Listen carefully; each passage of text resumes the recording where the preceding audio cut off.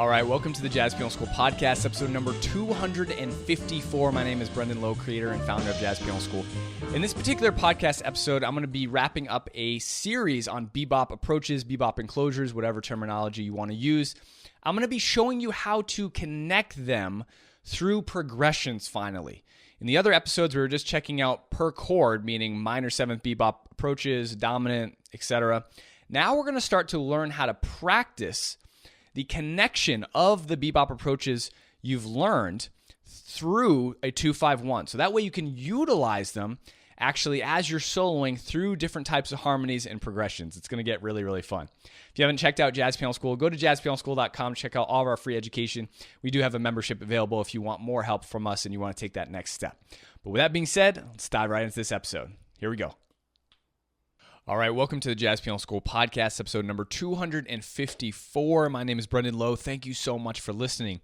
This particular episode is going to be part four of my four-part series. Now, I did 3 parts on bebop enclosures, bebop approach notes, whatever you want to call them. They're all the same thing, really, just different terminology. And I went over different bebop approaches, enclosures to a minor 7th chord, a dominant 7th chord, and a major 7th chord.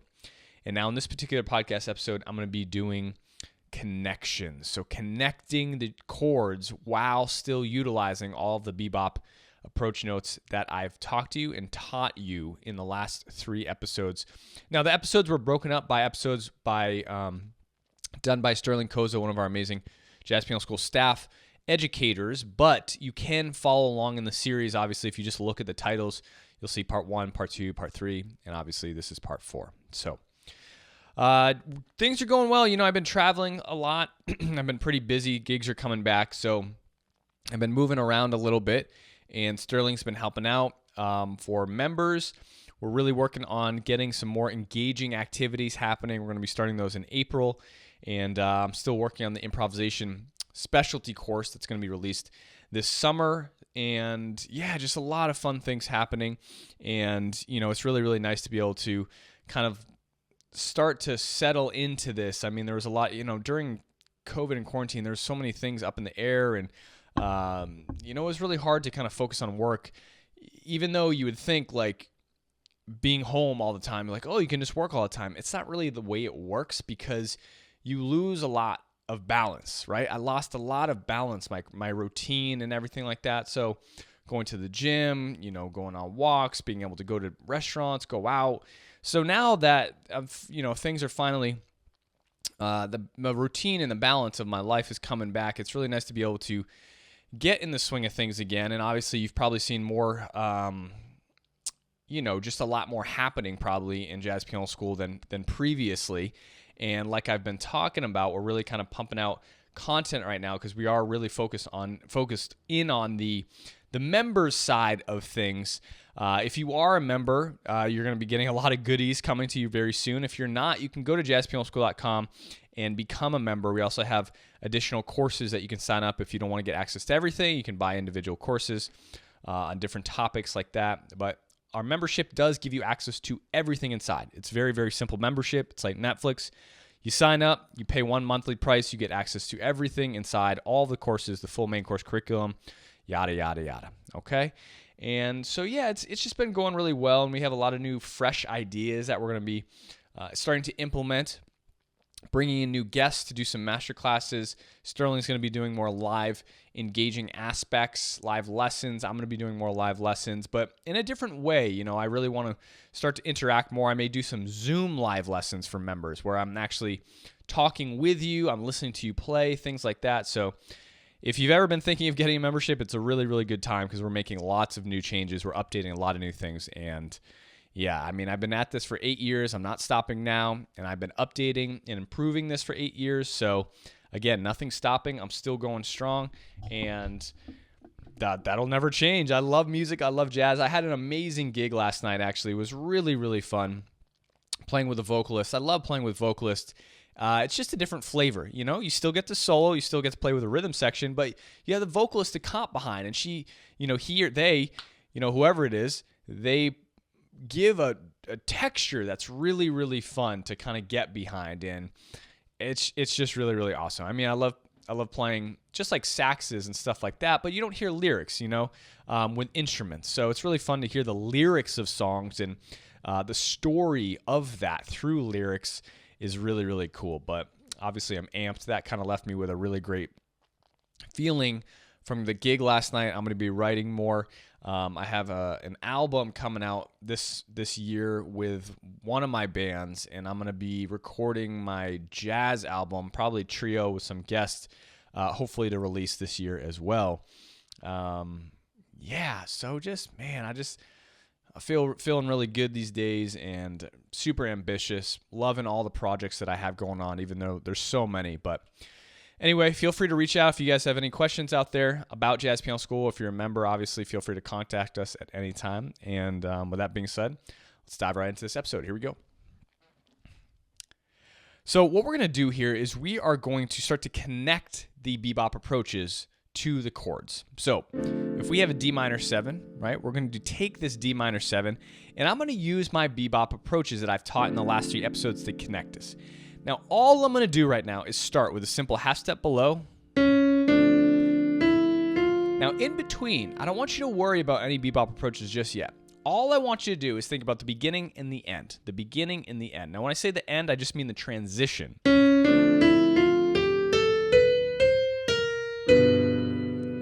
So what did I do there? What did I do to connect those 2 chords? The D minor 7 to the G7. Now, a couple rules of thumb. Right now with this practice exercise that you can use at home whenever you want, and I highly recommend you use these exercises, and this particular one to start with, is I'm utilizing the half step below approach to start my line, and then to resolve it into the next chord being the G7, and then eventually the 1 major 7, the C major 7.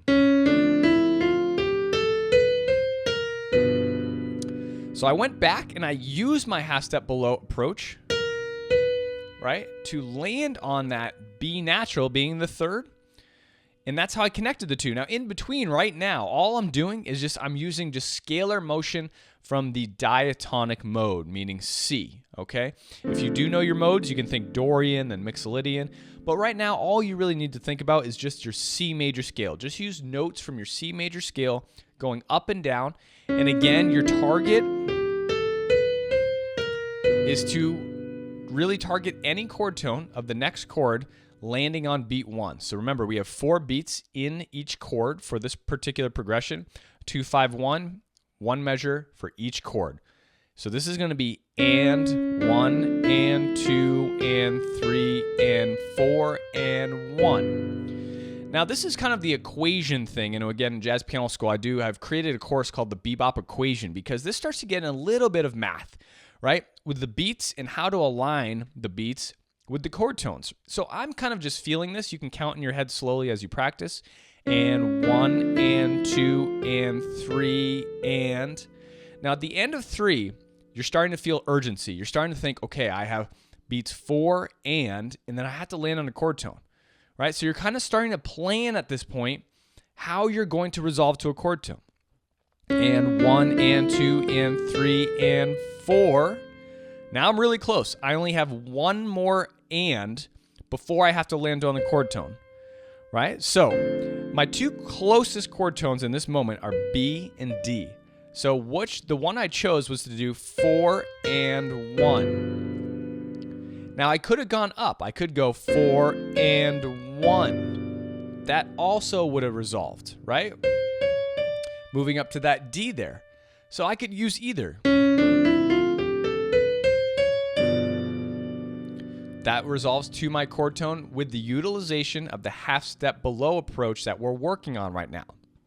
Right now, all we're working on is utilizing half step below bebop approaches, right? To transition between our 2 minor 7, our 5 7, and our 1 7. All right, so let's move on. Let's say I do this one. I like that. Now I can move down or up. It doesn't really matter. Since I just moved up, I'm going to move down. So, and 1, and 2, and 3. Now I'm really not thinking about much at this point, right? All I'm doing is just moving down the scale. Okay, again, till we get around the end of 3 or beat 4, the downbeat of 4. Then our brain has to kick in and be like, how are we going to resolve to a chord tone of our C major 7 chord by using a half step below approach. This is the practice process that you have to go through to start to implement and utilize your bebop approaches, your bebop enclosures. This is how your practice has to go. Very slowly, no time, systematically working on your half step below approaches. 1 and 2 and 3 and 4. So now I'm on beat 4. How am I going to resolve to a chord tone with one extra beat now? The only chord tone that's close is this 7. So I would go, and I'd resolve there, right? Because I'm on the C on beat 4, I'm not skipping, right? We're not making skips right now. I should have told you that before. So you could do this, right? You could go 1 and 2 and 3 and 4 and 1. Now we're not at that point yet. Skips are going to come later. Okay, right now we're just, because bebop is very linear, right? It's very easy flowing and moving around. There are skips, there's times for skips, but that's not what we're working on just yet. All right, right? You could also do that. I mean, like, that fits what I'm trying to teach you, but it doesn't sound good. That's not really bebop. 1 and 2 and 3 and 4 and 1. Like, that doesn't sound good, right? So the thing that's going to sound good is the closest resolution possible. So let's try something else. From here, 1 and 2 and 3. Instead of going all the way down, I can go back up. 1 and 2 and 3 and 4. So again, now I'm on beat 4. My brain's kicking in. How am I going to resolve to a chord tone of my next chord? Well, the next chord I have is a C major 7. So my chord tone I have is G or B, and I'm on beat 4. So I could go 4 and 1, but again, we're not working on skips yet. So I'm going to go 4 and 1. Just pivot back and then back in, right? Now, this is all spontaneous improvisation practice. I'm practicing the art of spontaneously resolving. When I play bebop and when professionals play bebop, this is happening so naturally in the process because we've already worked on these spontaneous resolutions. We can quickly calculate and resolve in the moment, how to snake and weave our way through these lines to resolve.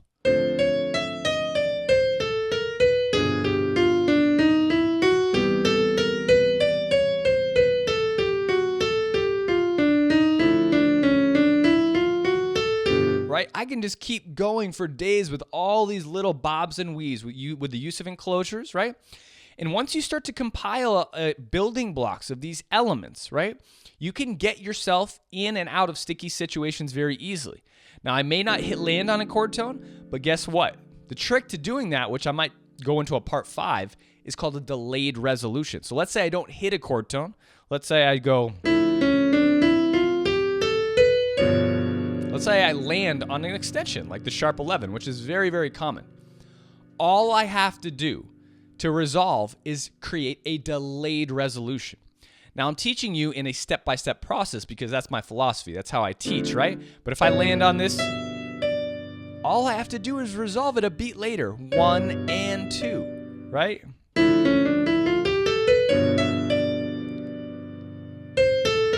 And then I can resolve it again. So it never matters. It doesn't matter. Even as you become more advanced, you learn ways to get yourself, if you kind of make a mistake, quote unquote, it's not really a mistake, right? Let's say you don't land on a chord tone as the chord transitions, there's still other ways to get out. But let's stay with this. I just wanted to explain that to you for a moment. So now we're starting to connect, right? So we have this. Let me see. And 1 and 2 and 3 and 4 and 1 and 2 and 3 and 4 and 1. All right. So I'm making my connections, right? And again, once you hit that chord tone, you can move up and down in a scalar motion, right? However you want. So again, with the D, I could go up and then down and then back up. Right? I could do that. Right? It doesn't matter. I'm just moving up and down. in a slow, methodical way to start to work on these approaches. All right, so that would be your first step, just the half step below approach, connecting that half step below approach through 2-5-1s. Now, you don't want to move on to more advanced bebop approaches just yet. You want to work through a couple keys. I would say move to the key of F, right? So pick a G minor 7. Whoops, sorry. Maybe do that. I use the bebop scale in the middle. If you are comfortable using some bebop passing tones, you can do that as well. But this particular exercise with the utilization of your half step below, right? There's my half step below, resolving into the third of my F major 7. You would practice that through the keys first. Now, I've taught you a lot of different approaches, right? So we're going to take on the same systematic practicing process for all of the approaches that I've taught in the last 3 episodes based on the exercise I just showed you. So that exercise was for your half step below. Now, clearly it's going to get harder based on the approach that you have. So let's say you have a chord scale above approach, half step below approach, into a chord tone. So if you're going 4 and 1 and 2 and 3 and 4 and 1, this means you have to systematically figure out on the downbeat of 4, you're going to need to be on a chord scale above to start this approach. Does that make sense? So this is exactly why the course I created inside of Jazz Piano School is called the Bebop equation, the Bebop improvisation equation, because you're looking and analyzing bebop approaches and seeing how do they line up with the beats for me to actually utilize them in different ways, and they create different sounds, right? So 4 and 1 and 2 and 3 and 4 and 1 and 2 and 3 and 4 and 1. All right? So I did use a skip there. Once you start to get into more advanced bebop approaches, it is okay to use skips, right? Depending upon the sound of your line, right? Linear and small skips are going to sound fine. I mean, there's arpeggios and skips. Lots of different. But the skips, if you're playing bebop, they're not really more than a third. I'll give you that little trick right there. They're not really more than a third. Once you get into fourths, that's going to be a more modal sound. Most of the skips you see in bebop language, if you analyze Charlie Parker, Bud Powell, Dizzy, they're going to be mainly thirds. You're going to see skips in thirds or fifths. Like you might see a big jump. And that, again, if this is over a G minor 7, that's just going from chord tone to chord tone, right? Okay, that's more than a fifth, obviously. Okay, but again, you're not going to see many fourths, and most of the skips primarily are going to be thirds. So let's check this out. 4 and 1 and 2 and 3 and 4 and 1 and 2 and 3 and 4 and 1. Now, why did I skip to this G? Because I knew in my head, because of the bebop approach that I'm practicing, I had to land on a chord scale above to get my bebop approach practice in. So I went 4 and 1 and 2 and 3 and 4 and 1 and 2 and 3. Now right now I know I have one note that I need to play to get to this F, 3 and 4 and 1. So if I'm on beat 3 here, 3, right? So I could go, and again, if I want to use this D, let's say I want to use this D, I could go 3 and 3 and 4, right? And 1. That would be a way to utilize the chord scale above here, right? Moving into the C to resolve to the C there with the chord scale above, half step below, right? Do you see that? 4 and 1, 1 and 2 and 3. And 4 and 1, right?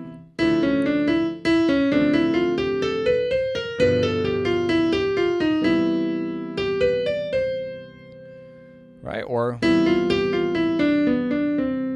something like that, right? So this is how you're going to start to work on the connection process of utilizing your approaches to get in and move through chords, right? This is how you create a bebop sound that moves through the harmonies, through the progressions. So you start to get these weaving in and out. Now, after you practice the different variations, right, you have your double chromatics, right? However you want to practice it, move through with your double chromatics, all the different approaches that I taught you. You can start to get into adding the addition of bebop approaches in the middle of the line. Now, this is very advanced. This is very advanced things. This is going to come before delayed resolutions. But the bebop approach in the middle of the line, I just used 2. 1 and 2 and 3 and 4. Right? Now, at this point, again, I've used 2, and that creates, what does it create? It creates more tension and movement, bobbing and weaving of your line. It's less linear now. It's less scalar. It's less diatonic. And so that creates more movement. Sometimes you want to have more movement, more just diatonic, just scalar stuff. Sometimes you want more tension, more bebop tension. Right? I mean, you can't keep going with bebop approaches forever because then there's no balance, right? There's no balance. So what you want to have is like a bebop approach, maybe another one. If you put 2 and 2 together, then just some balance, some linear, some thirds, some arpeggios, some scalar motion without bebop approaches.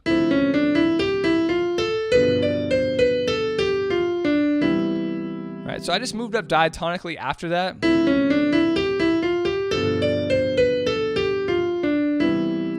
No tension or release really until I resolved into the C major. There's another bebop approach I could do in the middle of the line, right?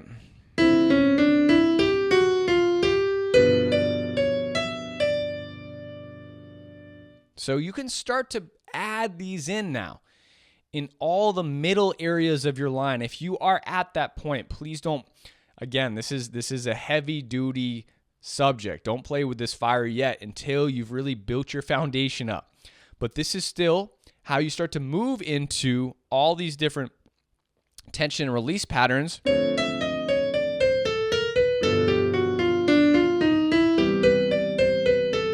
You can just keep going.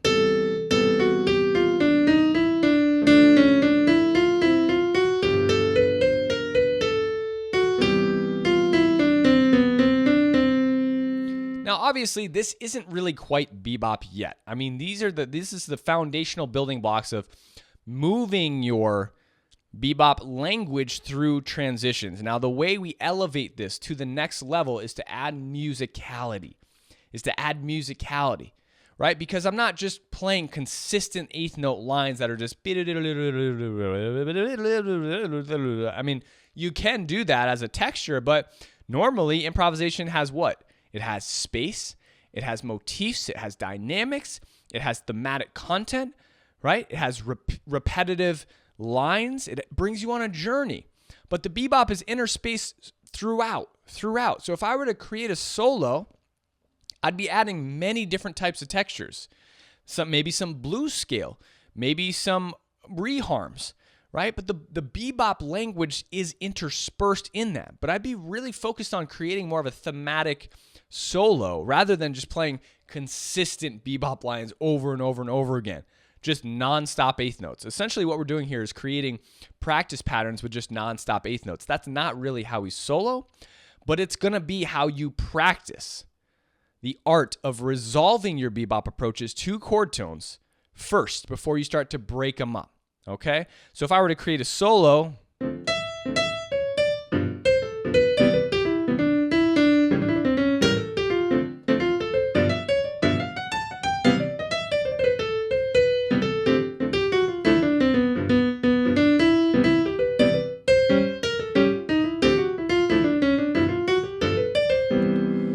right? Obviously I have some space in there. I wasn't trying to do too much. But I had movements. I did have bebop approaches, bebop lines that moved, around, in and around the chord tones. But at the same time,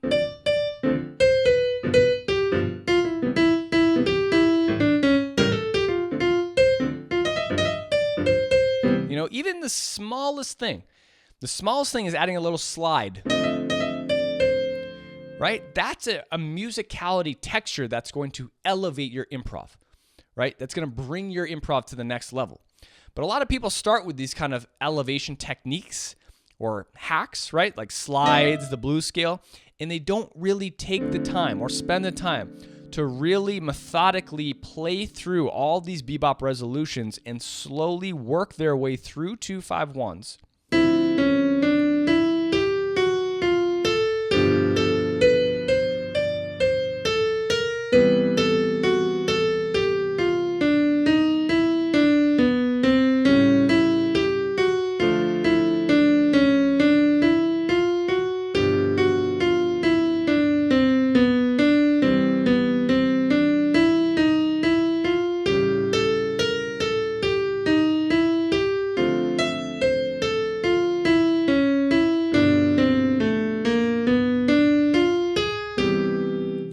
Work their way through 2-5-1s. What I just demonstrated for you is what you should be able to do in all keys with the use of different bebop approaches. Literally non-stop eighth notes with the use of bebop approaches to play through your changes. Now, if you can't do that, you're not going to be able to elevate to the next level. You need to be able to work on these things in a slow manner and really work it out and practice it. And that's not even really the first step. Like, as I mentioned before in all the other videos, you should just be practicing and isolating your bebop approaches by themselves to all chords, through all 2-5-1s first before you even start connecting them. So by what I mean by that, I was just do all my half step belows to all chord tones. And then I'd come down. And then I'd go to my next minor chord, G minor. I'll do all my minor chords, and I do all my dominant chords. And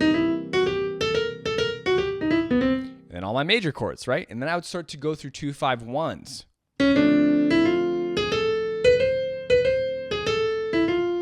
Now we go to G7. Don't really worry about fingering right now because it's just a practice exercise, right? And then we go to our C major 7. And I would do that for all of the different bebop approaches I've talked to you about, right? Then I would do my chord scale above to half step below, right?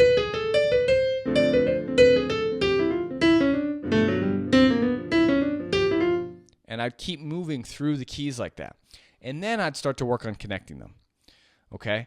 Now, is it theoretically simple? Yes. Is it easy to do? No. It takes a lot of time, a lot of dedication, a lot of commitment, but consistency is the king, is the key, and it's the king. The more you work on this every single day, your bebop's going to get better. You're going to start to work through the different ways and variations you can move in and out of harmonies, right? Most notably the 2-5-1, obviously, and 5-1s. You're going to see that progression all the time in jazz and real books. And you're going to start to be able to combine these on the spot in a spontaneous method and manner. All right? Hope that shed some light on how bebop lines actually move and connect through the 2-5-1s. Hope you guys enjoyed that, and I'll talk to you later. All right, well, I hope you guys enjoyed that episode. Don't forget to go to jazzpianoschool.com to check out all of our free, amazing education, all of the free podcasts, blogs. We do have a membership if you're looking to take a next step forward with us, get access to over 1,000 different jazz piano videos, playbooks, mini courses, a main course curriculum, success path, and so much more. If you have any questions, feel free to email us at support@jazzpianoschool.com. I hope you have a wonderful day, and as always, happy practicing.